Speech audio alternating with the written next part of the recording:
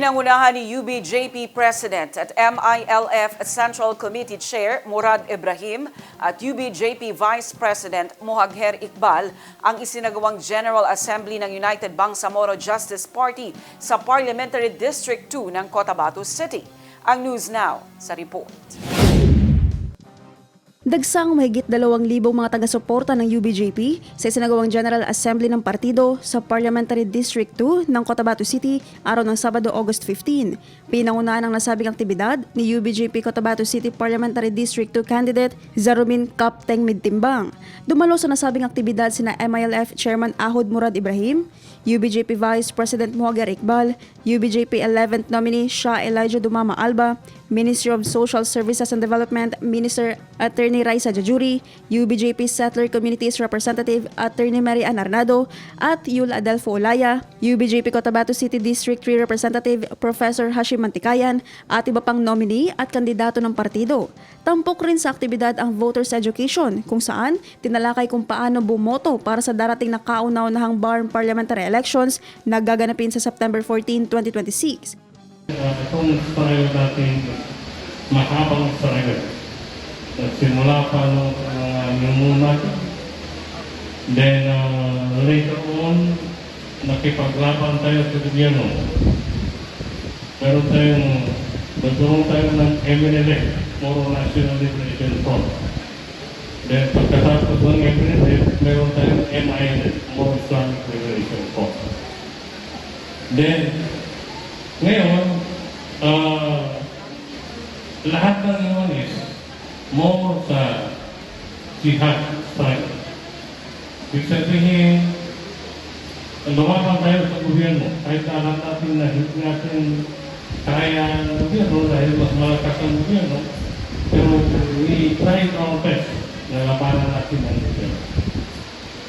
So, ang nangyari, gusto natin na i-liberate itong autonomous region na masakop natin free from the Philippine territory.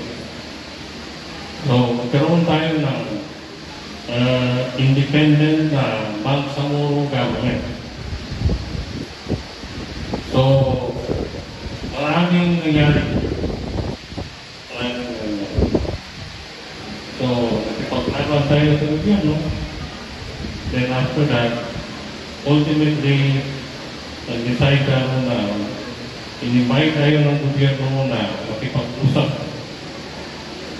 So, sabi nila, tumigil muna tayo sa pakipag-laban, mag-usap tayo. Itin natin kung ano na ibigay namin sa inyo. Kaya kung pagbigyan natin, kung hindi nila kaya suportahan ng UBJP, pagbigyan na ng taong bayan, bumoto ng malaya, then pagdating ng 2028, sila naman nanghihingi sa atin.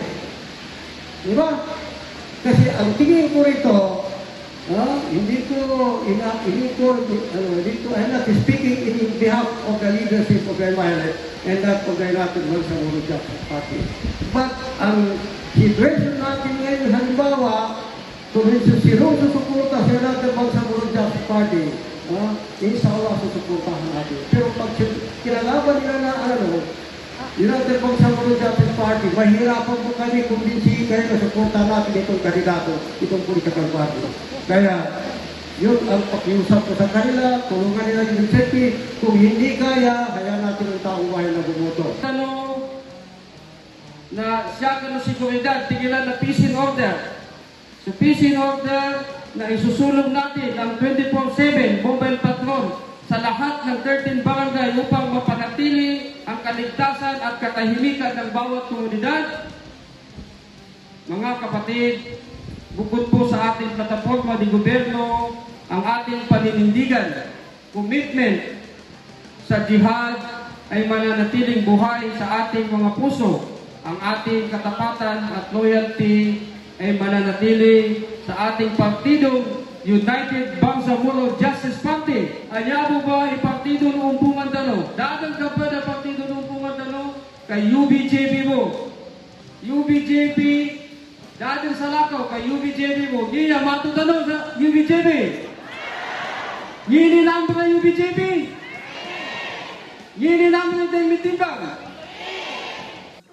Naphtali Velarde, iMinds, Philippines.